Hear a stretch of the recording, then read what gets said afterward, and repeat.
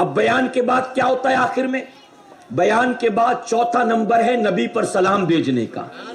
یہی ہوتا ہے نا صلاۃ و سلام.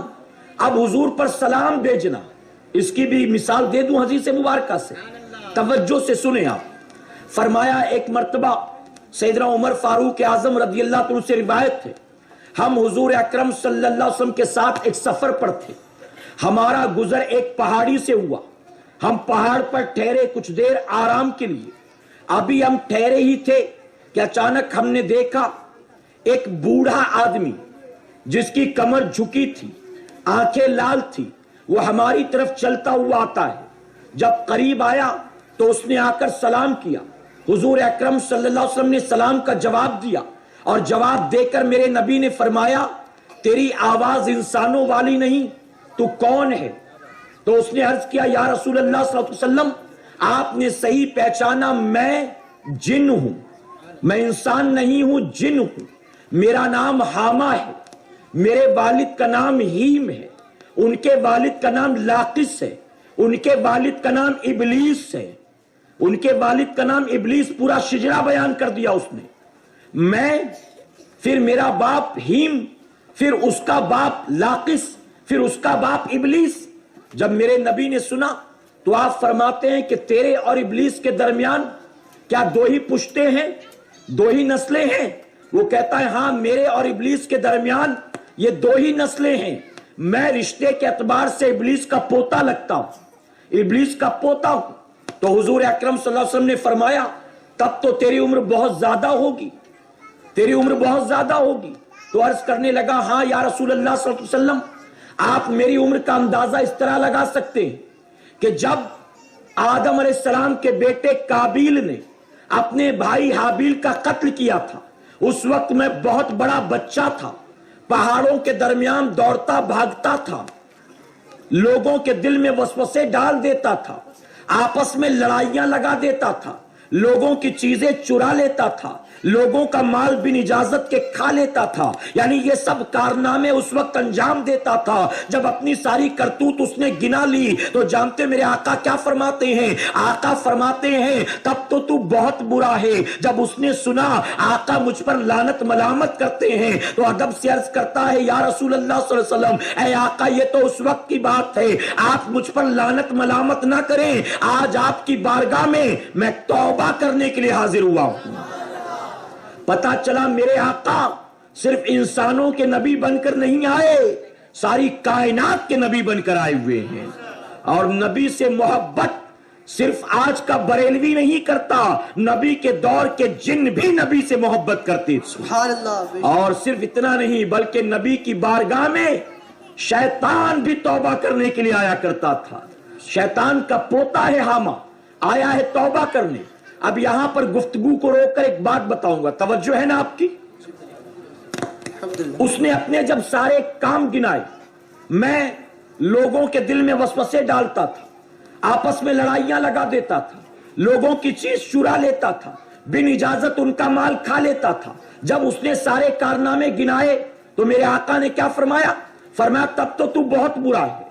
پتا چلا میرے آقا صلی اللہ علیہ وسلم نے ایسے کام کرنے والے کو پسند نہیں فرمایا، بلکہ فرمایا یہ کام اچھوں کا نہیں ہے بلکہ بروں کا ہوتا ہے. اب اے مسلمانوں بات کلیئر ہو گئی، آپس میں لڑائیاں لگانا یہ اچھوں کا کام ہے، یہ اچھوں کا کام.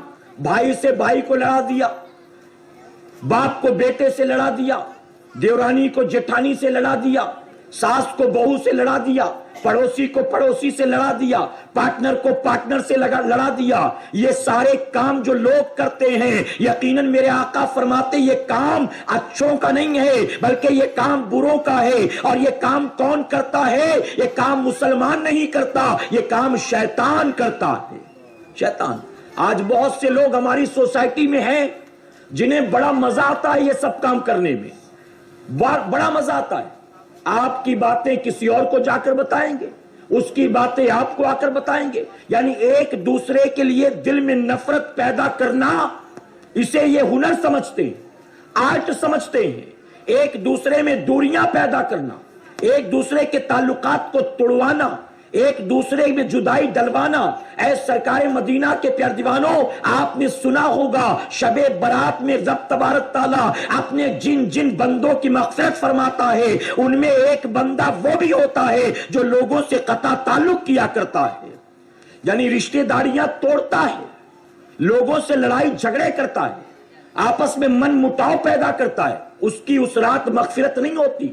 یعنی جب ان گنت لوگ بخشے جا رہے ہوں ایسے میں اسے سائیڈ لائن کر دیا جاتا ہے، اس کی بخشش نہیں ہوتی. تو یہ لوگوں میں قطع تعلق کرانا، لوگوں میں لڑائیاں لگوانا، یہ کام شیطان کا ہے، مسلمان کا نہیں. دوسری چیز وہ کہتا ہے میں لوگوں کی چیزیں چرا لیتا تھا. اب لوگوں کی چیزیں چرانا یہ کام کس کا ہے؟ شیطان کا ہے کہ مسلمان کا؟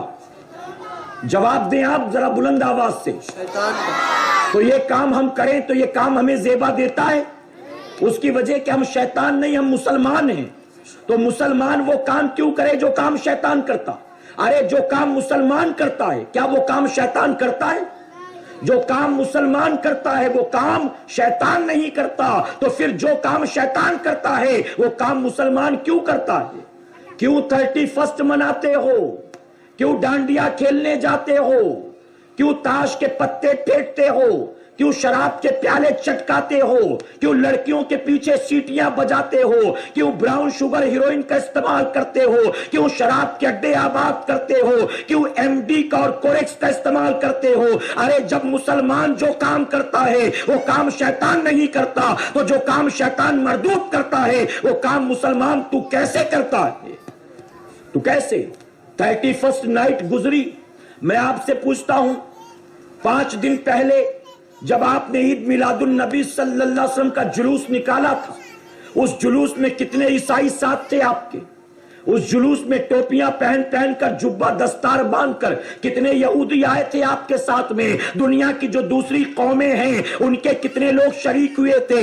آپ عید کی نماز پڑھتے ہو، صفوں میں آپ کو کہیں عیسائی نظر آتا ہے؟ آپ کو صفوں میں شروع سے آخر تک کہیں کوئی یہودی نظر آتا ہے؟ آپ کو بقرہ عید کی نماز میں کیا کوئی عیسائی کوئی مشرک نظر آتا ہے؟ آپ کو آپ کے سارے تہوار اور فیسٹیول میں کیا کوئی دنیا کے دوسرے مذہب کا ماننے والا نظر آتا ہے؟ ارے ہر مذہب کا ماننے والا اپنا اپنا تہوار اکیلے اکیلے مناتا ہے، لیکن جب مسلمانوں 31 نائٹ آتی ہے تو ان برائیوں میں جو دنیا کرتی ہے مسلمان بھی مبتلا ہو جاتا ہے. اور اس کے علاوہ باقی ساری چیزوں میں اگر میں ایک ایک کر کے گناؤں تو غلط نہیں ہوگا. دنیا کے تمام خرافات کے کام میں مسلمان شامل ہو جاتا ہے. جب مسلمانوں والے کام شیطان نہیں کرتا، ہمیں عہد کرنا ہے ہم بھی شیطانوں والے کام نہیں کریں گے. کہ انشاءاللہ